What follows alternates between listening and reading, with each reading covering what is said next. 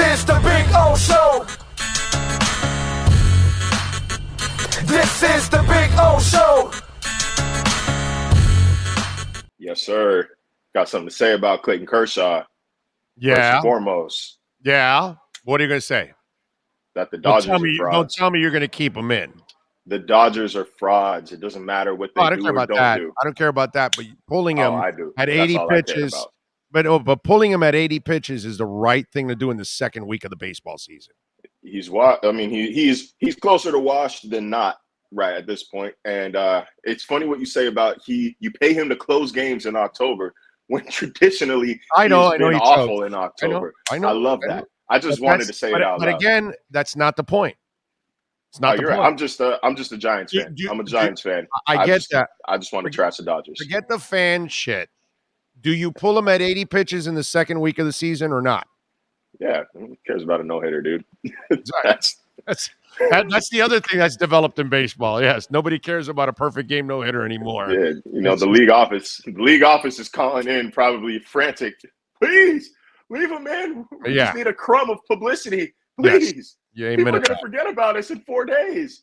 But that was the other thing that I brought up. It's just all this disgust, and it's like people don't even care about no-hitters or perfect games anymore. What the hell are you talking about, dude? Nobody that goes under the radar, bro. I mean, nobody talks about it.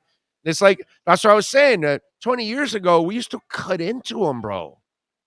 25 years ago, ESPN would cut into a no-hitter perfect game wherever it's going on. And baseball used to be a draw. Right. It used to be not even just the no-hitters. Like, I can still remember, again, Giants fan, grew up in Northern California. I still remember getting up from my dinner table to go over to the television when Barry Bonds was up to bat as he's about to break the single season record, the Hank Aaron's record. Right. We used to cut in for Barry's at-bats. Now, imagine. And Sosa's at-bats and McGuire's at-bats. While they were chasing records, we used to cut into all of that. You'd be watching, basketball or another baseball game, and Barry's at the plate. Boom, we're going to San Francisco right now. See where Barry's chase for the home run record or whatever. It was a different time, man. But it's just funny to me how all of a sudden people are so disgusted about pulling Kershaw. And it's like, do you even know the game? Do you understand? You're going to ruin the guy right at the beginning of the year? Nobody would put their top pitchers or any pitcher, leave them in the second week of the – oh, by the way, we had a shortened spring training too. Which you think that helped out? Come on. You know what they say when if you start listening to the fans too much, you're going to be sitting with them. So with all due respect, there's some decisions that fans of the game, we just can't weigh in on. I'm with you. All right. Your impressions on Gesicki yesterday. What'd you think? I loved the candidness. I loved the openness. He looked like a guy that wasn't stressed about a contract anymore, who wasn't tired of being asked about it, who wasn't tired of pretending he didn't care about it. Come on, but you care. You care. You knew something was going to get done somewhere. I don't think he was ever worried oh my God, I'm never going to get paid again. But it weighs on your mind. You're only human at the end of the day. And I know he had a lot going on in his personal life, not bad things. He had good things going on in his personal life, but still there are things to care about. There are things to think about. There are things that weigh on your mind, the stress of planning a wedding, and you got to deal with your free agency at the same point. So I think there is a sense of relief waved over him, a clear and obvious sense of relief washed over him that maybe we didn't necessarily see at all times during the season last year. But, I asked him yesterday if he plans on playing this tag as a tight end or if he wants to see what he can get as a wide receiver. And he's like, hey, man, I'm here, right? Right. He said these are optional. These are optional. I don't have to be here. I have a very nice He's home. not a waves guy. He's not a waves guy. He's not. He doesn't create waves. He's not that guy. He's not. He said it yesterday that he's not really a controversy guy, and he's kind of proven that every single opportunity that there's been to be some kind of a controversy, he never does that, dude. He never goes in that direction. Exactly. So it is not.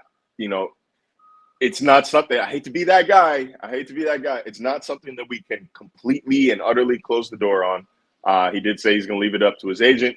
Every agent wants to make more money. It goes. Every agent wants to do what makes their client happy, and then they want to make more money. It's right there, neck and neck. So it is something to keep an eye on. There is a precedent for signing your tender and then filing a grievance. I believe that I believe Bud Dupree did something of the sort a few years ago. So it's not, the door's not completely shut, but I do think it's something that I don't think you need to really. What's your gut tell you? What's your gut tell you? Because I don't think he's going to file a grievance. I don't either. I think he's happy to get his $10 million. He's happy to get his prove a deal. I think he's got faith in this team. And you know what? I think we talked about this on the show a couple weeks ago when they started dishing out all these deals to their guys. They're setting a precedent that if you come in, you do your job, you help this team, you will be taken care of. And I think that helps. Like the precedent that they've set this offseason helps Mike Gesicki's mindset moving forward. And that, okay, I can play this year on my franchise tag. If I go play to the level that I know I can play, then this team is going to take care of me. I trust that. Look what they did with X. Look what they did with Ogba. Look what they did with pick a linebacker. Look what they have done.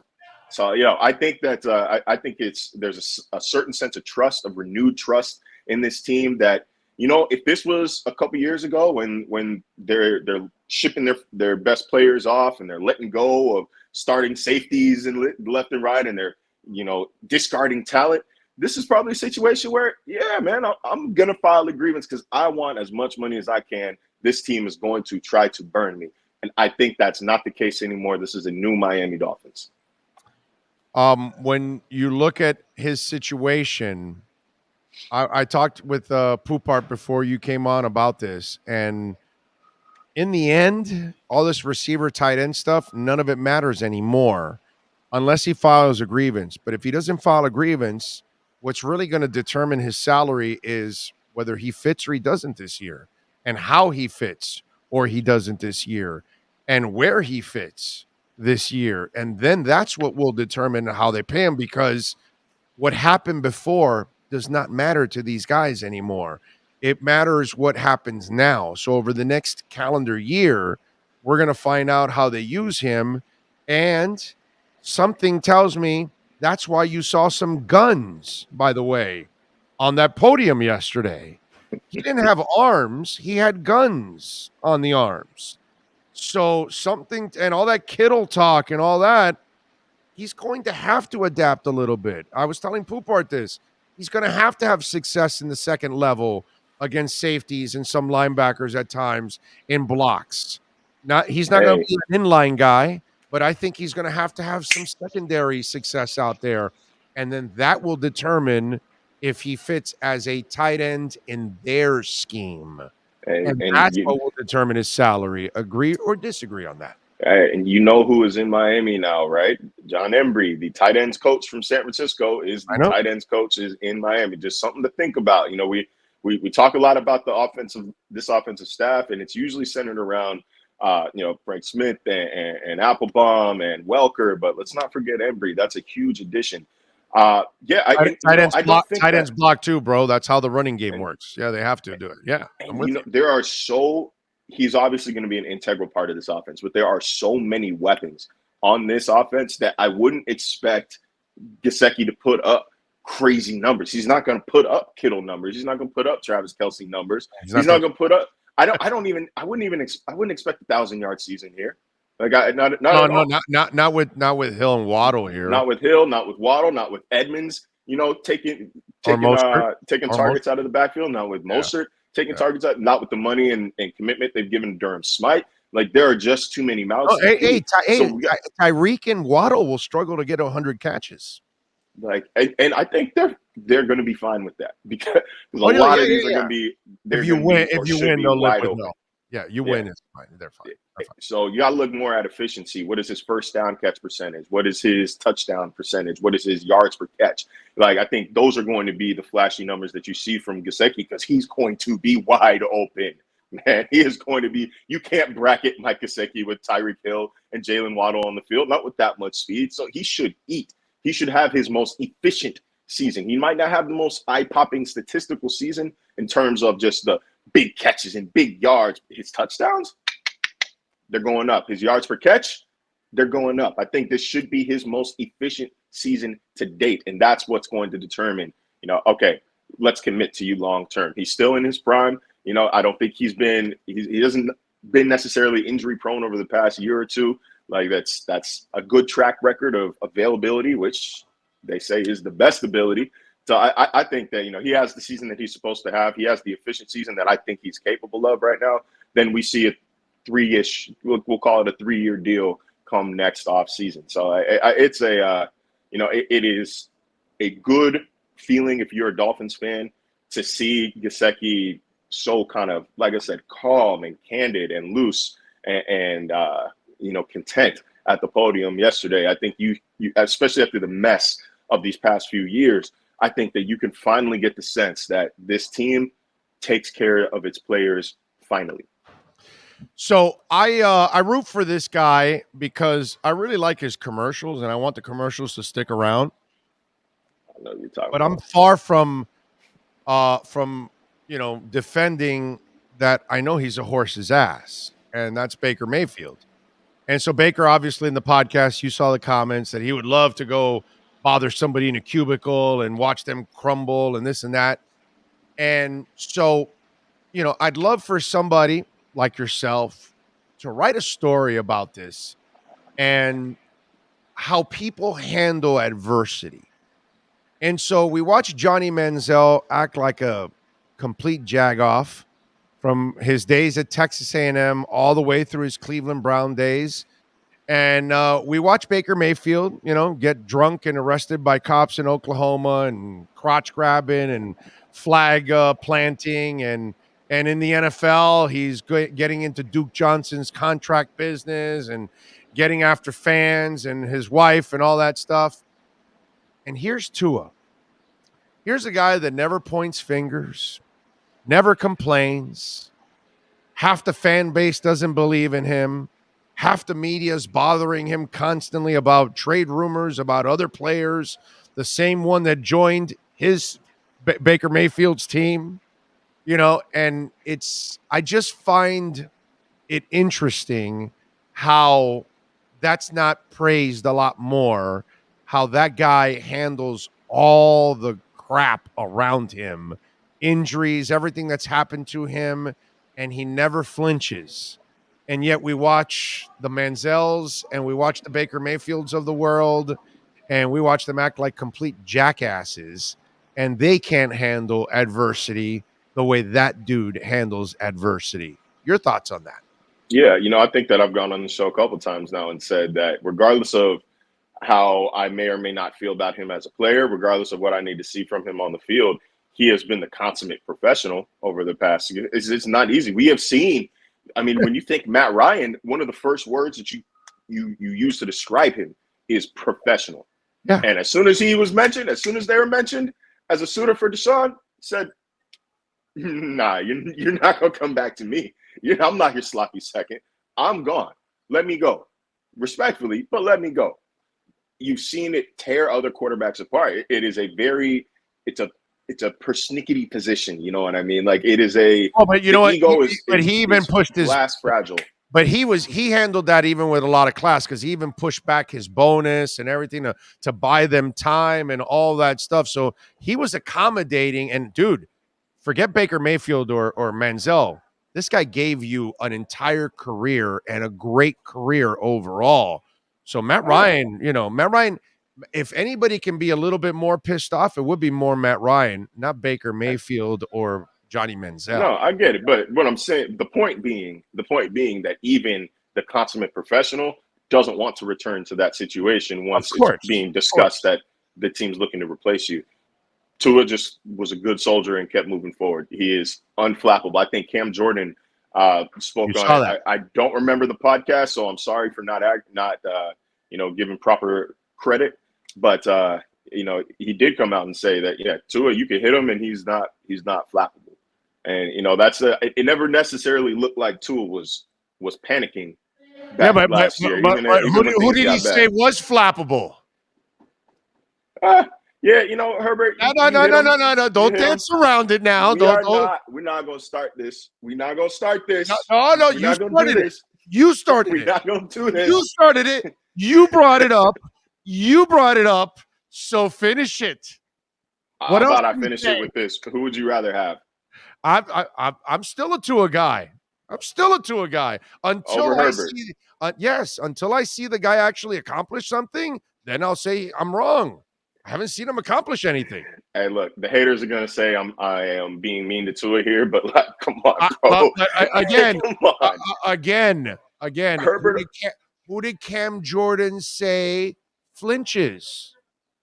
He said Herbert can flinch. Okay, there you go. I'm just He saying. said Herbert can flinch if you hit him a little bit. There you go. Okay, I just want to make sure because But that's if the past 2 years, if that's what he looks like when he's flinching, I'm okay with it. I'm okay. So you're okay against Houston. He throws a pick six, and that's your playoffs. Oh, okay. I'm okay with leading a 99-yard drive at the end of the fourth quarter.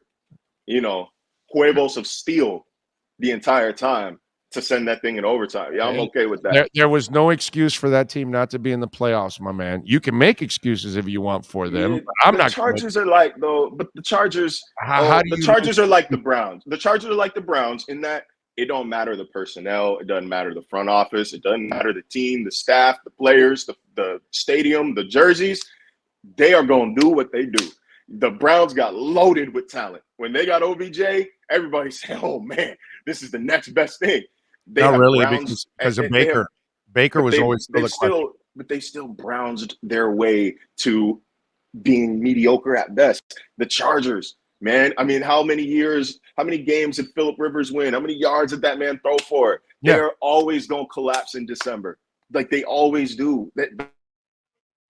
Okay, but that's because wait a minute, we lost you. We lost you here. Lost you. You got me back? Now we got you. There we go. Sorry, I got a call. You got to remember, they keep drafting collapsible players. See, Tua doesn't collapse, so they should have drafted the kid that came off the bench and won the title for you. I mean, that's the difference there, bro. Just saying. All right. I'm just saying. Look, man, I think that this is going to work. So I can reel some of these people back.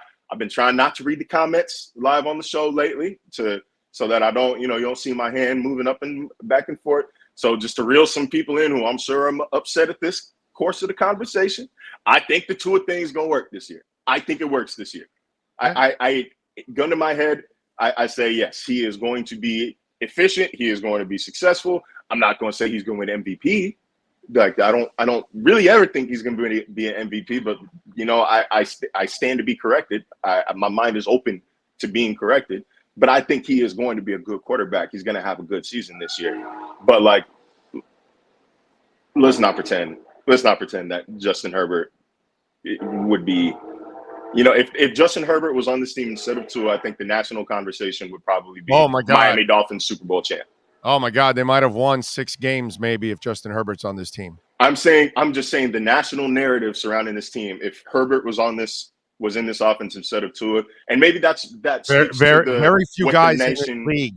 Very few guys in this league avoid more contact than Tua does behind that line of scrimmage. You can't have the worst line of scrimmage in the NFL and be one of the least sacked quarterbacks in the NFL.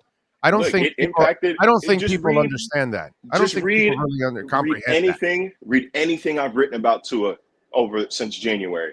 Read anything I've written about Tua. I stand by my work. Somewhere in there, I discussed that because he had the worst pass blocking offensive line in the NFL. It impacted his time to throw, which in turn impacted his average depth of target. So it does all start with the protection.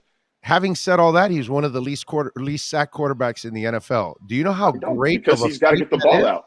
Because he's got to get the ball out quick. He doesn't have a choice. That's why they do that's what the RPO and that's what the play action. That's what it's for. We had a guy here for 7 years that needed 4 seconds to get rid of the ball. That was before my time. I can't speak to Ryan Tannehill, man. I didn't watch him. I did not watch that. I do not know that man. But let's not take the credit away from, he getting rid of the ball quick. No, that's a phenomenal job of getting rid of the ball quickly because you still have to find somebody in that moment. It was not a diss on Tua. It just perhaps maybe explains the criticism, the critiques of his average depth of target. Like that was there was a reason why they were doing that. But no, to finish my point from earlier, maybe that just speaks to what the nation, what national media thinks about Tua, because I don't think any of us can disagree that if Herbert was on this team, the conversation would not be no more excuses for Herbert. It would be, will the Dolphins win the Super Bowl? And so it's they wouldn't even won 9 games with Herbert last year. Not behind that line. I don't think he avoids the amount of sacks that Tua did. Nope. He had a better line. It's a hard one. It's a difficult one game to play. A better running game. He had a better line, a better running game, better wide receivers, and a better offensive staff, and he got sacked more. That Chargers line was improved from his rookie season, though. Big reason why is, again, last year he had a better line, a better running game, a better offensive staff, better wide receivers, and he got sacked more. That's it. Those are the facts. Last year, the Chargers were better in every way, shape, or form. Real quick, before we get carried away with that narrative, Tua also missed the better part of, we'll call it 5 games. He 3 on IR, three on IR. We're going to say the entire Bills game, the entire Texans game, and then half of the Ravens game. So like that, some numbers are going to be higher. You could prorate it, and it's still the sack rate. Yeah, he was sacked at, I think it was one of the lowest rates of any starting quarterback in the NFL. Like rate is the number we want to look at. Rate is red. That's because he was shifty. He got outside the pocket. That's why I said, like I said a couple of weeks ago, I think one of his main focuses this offseason too has to be improving his throwing on the run. Because if God forbid, if that offensive line doesn't get better, and if he has to keep making throws like that, he's got to be more accurate when rolling out of the pocket. That's not something he particularly did well last season. But there's room for improvement. It's still super, super early in the process. I really can't wait to see, because I didn't get to see Tua last offseason. I got here smack at the end of training camp. I'm trying to cover the Dolphins and the Bills from Buffalo at the same time. I didn't really, I could only really pay attention to one. So I'm looking forward to seeing what Tua looks like once the football portion of OTA a different starts. Player this year. You roll out with fractured ribs and a finger. Let's see how you do. I don't know, bro. That was weird. He was healthy enough to dress. He should have been healthy enough to start. One day, I've been working like hell to get the real story behind that. You're healthy enough, but you're not yourself.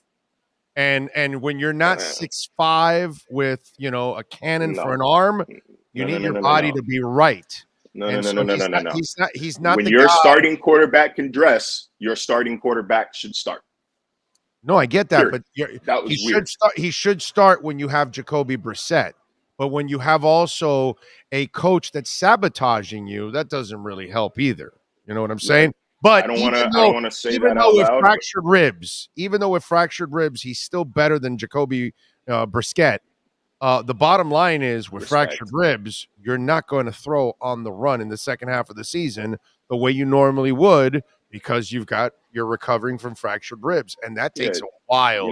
It's a double-edged sword here because on one hand, the injuries that he has sustained all directly impact how you throw the ball. The compound fracture in his hip, the fractured ribs, the fractured finger. Yes, they absolutely on the throwing hand and on the throwing hand. And broken bones are more fluky than ligament tears. Like you are more if a guy has if he's torn his ACL 2 times in 3 or 4 years versus if he breaks his leg 2 times in 3 or 4 years, you're more inclined to be worried about the ACL than the leg. Like the bones, usually it's a fluky type of injury. So I understand that. But at some point you have to say all right, bro, how many times you gonna get hurt? Like we're gonna have to factor in an injury to your evaluation this season, to your projection this season, which is why they go out and get a guy like Teddy Bridgewater. So it is what it is. Like I think you're gonna get what you get from Tua, but I would expect to see a better quarterback in 2022 than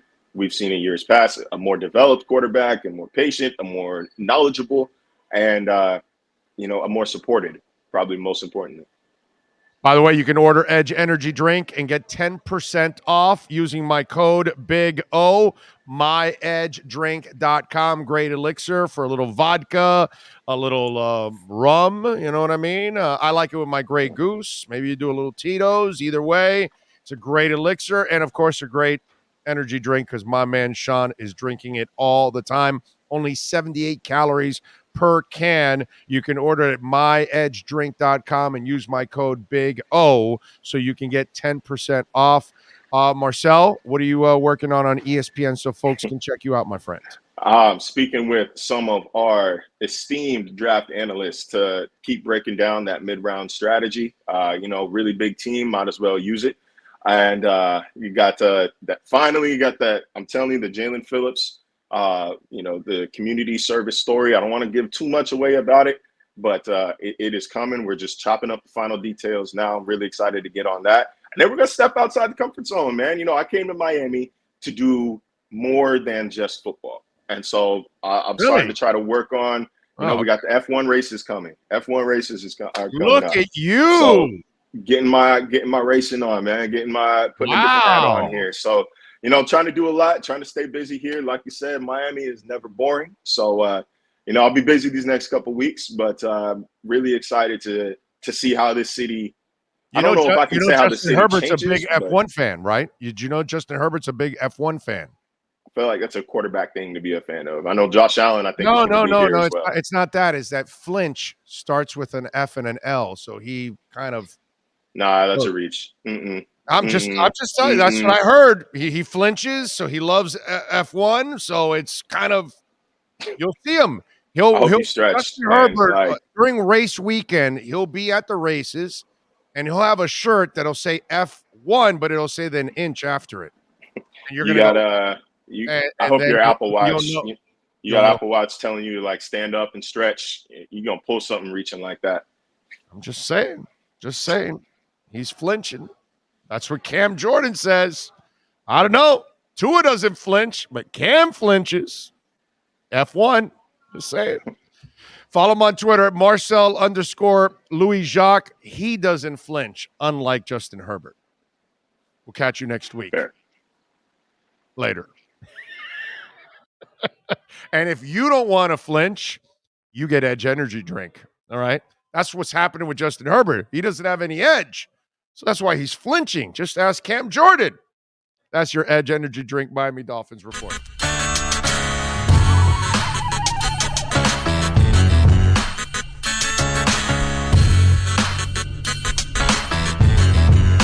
This is the Big O Show.